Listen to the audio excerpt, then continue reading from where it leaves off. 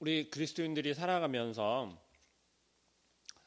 얼마나 많은 회개를 하여야 하고 얼마나 많이 돌이켜서 주님 앞에 나아와야 하는지는 우리의 삶을 통해서 우리가 너무 잘 알고 있고 너무 또 우리의 삶 속에서 빼놓아서는 안 되는 것인 줄 압니다. 저와 함께 계속 말씀을 나누면서 죄에 대해서 이야기를 계속 하고 있고요. 그리고 또 죄인된 우리가 어떻게 해야 되는지에 대해서 함께 계속 나누고 있습니다. 그런데 특별히 오늘 이 시간에는 저가 여러분과 함께 나누고자 하는 것은 바로 용서에 대한 것입니다. 회개를 하는 것에 있어서 우리는 어떻게 생각하냐면 주님 앞에 나의 죄를 고백하고 회개하면 나의 죄가 내가 지은 죄가 잘못들이 실수들이 깨끗하게 해결될 것을 믿고 주님께 우리가 회개하잖아요.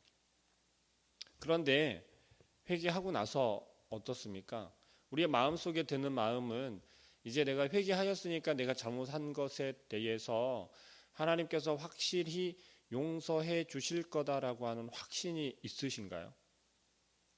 확실히 내가 회개하였으니까 내가 잘못하였고 내가 지금 주님 앞에 지은 죄에 대해서 실수에 대해서 넘어진 것에 대해서 내가 잘못하였습니다. 용서하여 주십시오. 내가 온전한 마음으로 주님 앞에 구하오니 주님 다시 한번 나를 정결하게 하여 주시옵소서라고 고백하고 나서 이제는 내가 고백하였으니 내가 깨끗이 되었다라고 하는 이제 주님께 용서받았다라고 하는 그러한 확신을 갖고 계십니까? 아니 그런 적이 혹시 있으십니까? 그리스도인들이 주님 앞에 나와서 끊임없이 수없이 반복적으로 회개해야 한다라고 합니다. 그런데 회개하지 않는 것도 문제이지만 조금 더 나아가서 온전한 그리스도인들의 문제는 바로 여기에 있는 것 같습니다.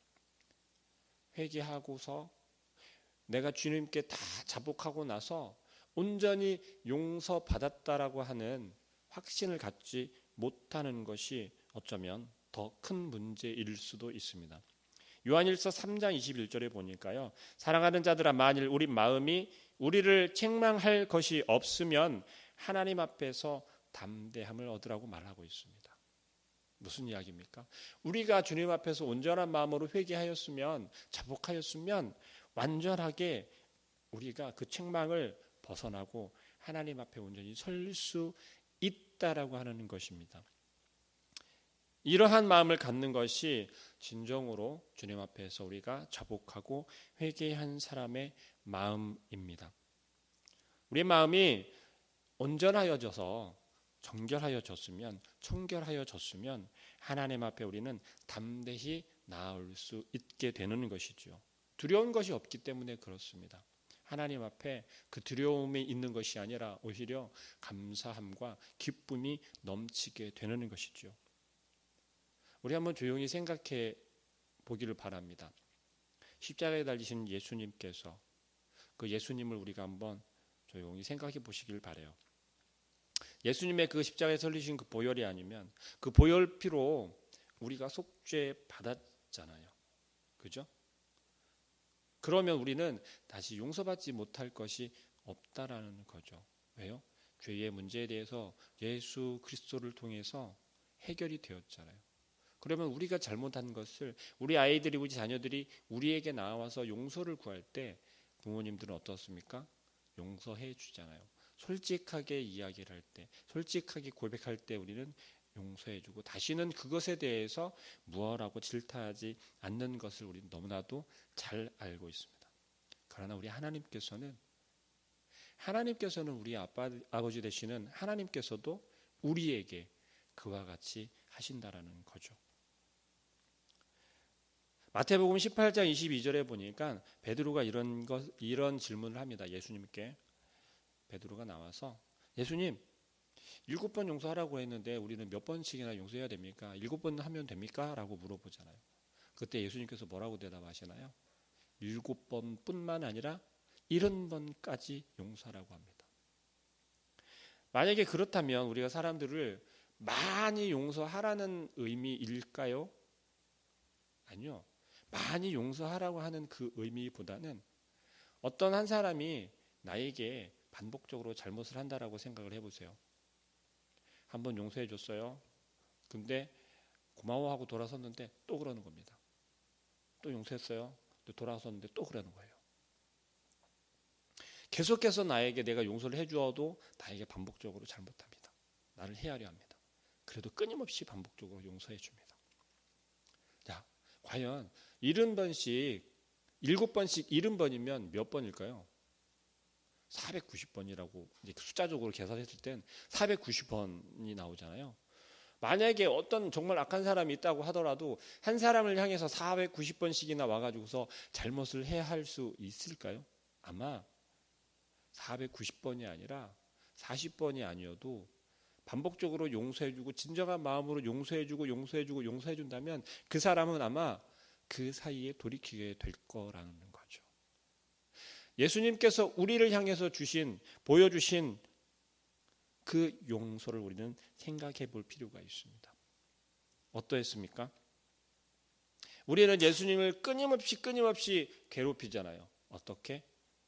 믿는다라고 고백했다가 다시 뒤돌아서면 잊어버리고 다시 뭔가 번뜩 생각이 나면 예수님 하면서 다시 돌이켰다가 또 다시 우리의 삶 속에 살아가면서 어떻게 돼요?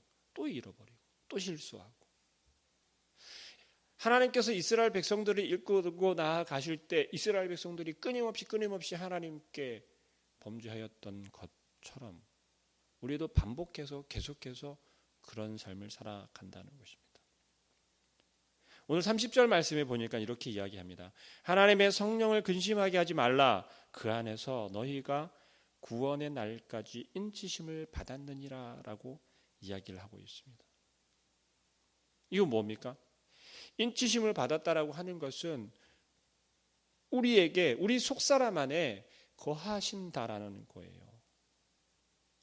우리 속사람, 우리 안에 우리 주님께서 거하신다라는 거예요.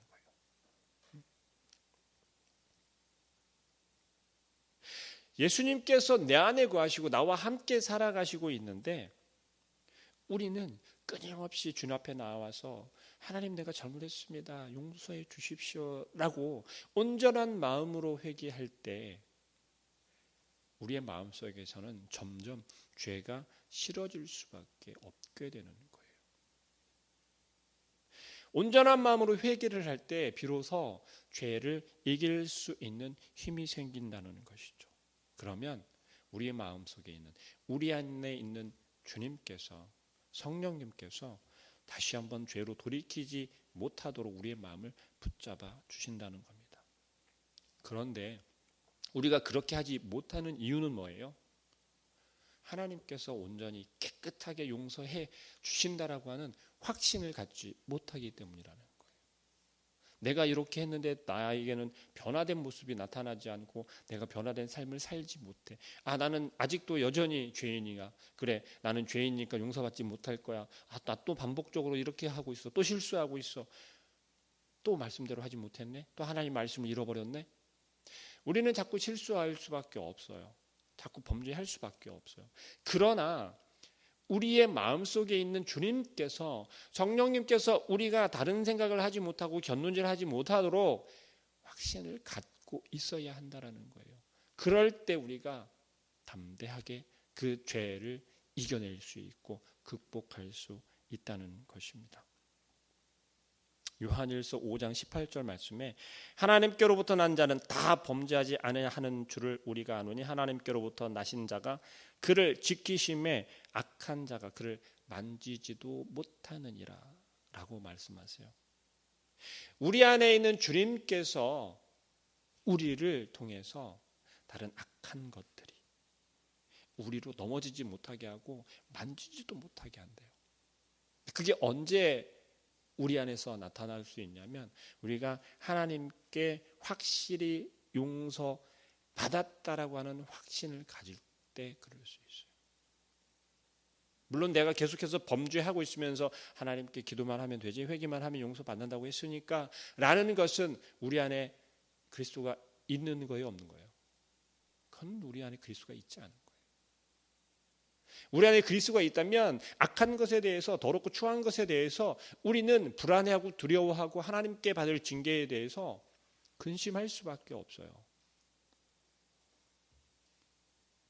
하나님께서 내가 너를 원해, 내가 너를 용서해, 용서한다라고 계속해서 말씀하고 계세요. 우리가 주님 앞에 나와서 자복하고 내가 정말 악한 자였습니다, 내가 이번에도 실패하였습니다, 그렇지만 하나님께서 용서하여 주시면 이번에는 내가 반드시 하나님께서 그 용서하심을 믿고 그 확신을 가지고 내가 변화된 삶을 살아보겠습니다 라고 할 때 우리는 우리의 죄악 속에서 우리가 범죄하는 것에 대해서 벗어날 수 있고 회복할 수 있다는 것입니다. 그리고 하나님께 내가 온전히 용서함을 받을 때, 그럴 때 우리의 삶이 비로소 변화되어진 삶, 하나님의 말씀으로 우리가 살아가고 하나님만 의지하고 우리 삶에서 실패하는 것이 아니라 성공하는 삶을 살 수 있고 하나님께서 우리에게 주시는 그 은혜의 삶을, 그 능력의 삶을 우리가 누릴 수 있다는 것입니다. 성경에서 말하는 회개는 바로 이렇게 완전한 용서를 바탕으로 이야기를 합니다. 예수 그리스도를 구세주로 영접한 우리 참된 그리스도인들은 이렇게 완전한 용서의 삶을 살 수 있어야 합니다. 내가 용서받지 못했는데 내가 남을 용서할 수 있을까요? 우리 성경에 좋은 예가 나와 있잖아요. 불의한 종의 비유가 나와 있잖아요. 주인이 종에 큰 빚을 다 탕감해 주었어요. 그런데 이 종 돌아가면서 자기에게 빚진 100데나리온의 빚진 사람을 만나면서 갚으라고 하죠. 그냥 말로만 갚으라고 한 것도 아니잖아요. 목에 가두어서 갚을 때까지 못 나가게 한다는 거예요. 자, 이 사람은 진정으로 용서를 받은 사람이 맞습니까? 아니면 용서받지 못한 사람입니까? 겉보기에는 정말 자기가 큰 빚을 가지고 있었던 것을 탕감을 받았어요. 큰 죄를 지었던 자가 용서를 받았어요. 그런데 나에게 불의한 사람에 대해서, 나에게 해를 끼치려 하는 사람에 대해선 오히려 용서하지 못하고 그를 죽이려 한다면 정말 용서받은 사람이 맞습니까? 그렇지 않다라는 거예요. 성경이 이야기를 하는 것은요, 우리가 회개하고 주님 앞에 나와서 내가 용서를 받았지만 나 역시도 용서할 수 있는 사람이 되어야 되고 용서하는 삶을 살 때 비로소 진정으로 우리가 용서함을 받는다라는 것이죠. 하나님의 방법은 참 희한하지 않습니까?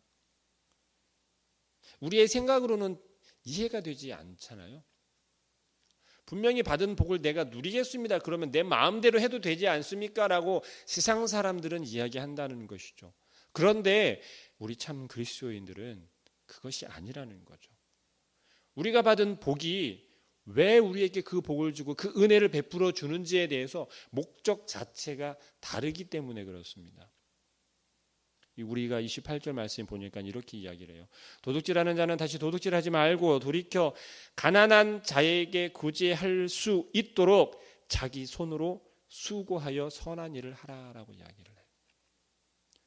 참된 그리스도인들이 수고하여서 수익을 얻는 것은 내가 잘 먹고 잘 살기 위해서 그렇게 하라는 것이 아니라 오늘 28절 말씀에 이렇게 이야기를 하고 있지 않습니까? 가난한 자에게 구제할 수 있도록이래요. 가난한 자를 구제할 수 있도록 내 손이 수고하여서 수익을 거두라는 거예요.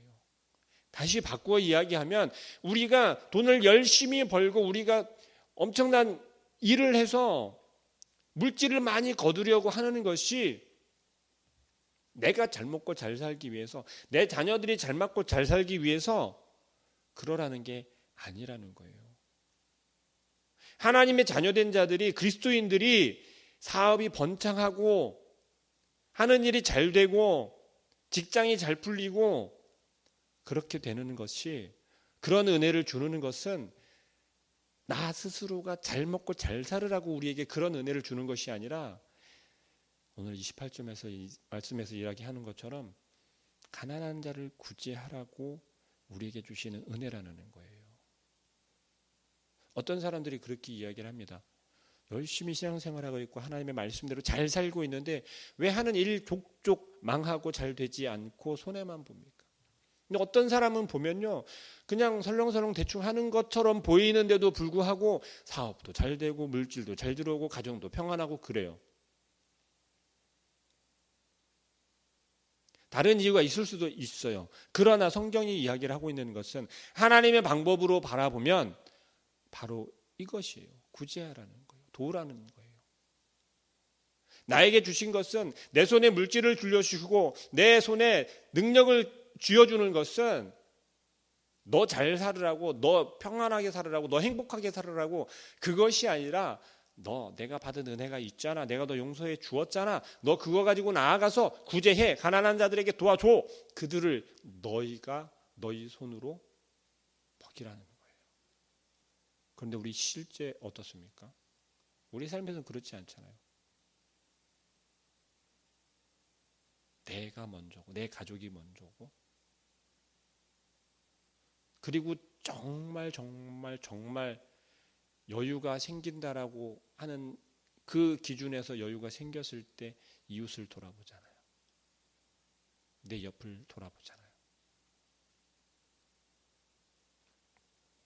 진정한 용서는 바로 여기에 있다라는 거예요. 내가 온전히 용서를 받았다라고 하는 것이 우리의 삶에서 나타나는 것은 다른 것이 아니라 우리의 삶이 어떤 삶을 살아가고 있고 내가 지금 어떻게 하고 있느냐를 바라보면 알 수 있다는 것입니다. 예수 그리스도의 풍성한 그 은혜를 누릴 수 있는 것은 뭐예요? 바로 이런 거예요. 우리가 아직까지 지금까지 내가 가지고 있었던 그 틀을, 그것을 벗어나지 못하면 온전히 하나님 주시는 그 놀랍고 크신 은혜를 누릴 수 없고, 여전히 지금 유대인들이 아직까지도 그들이 바라보고 있고 붙잡고 있는 그 율법 아래서 살아갈 수밖에 없다는 거예요.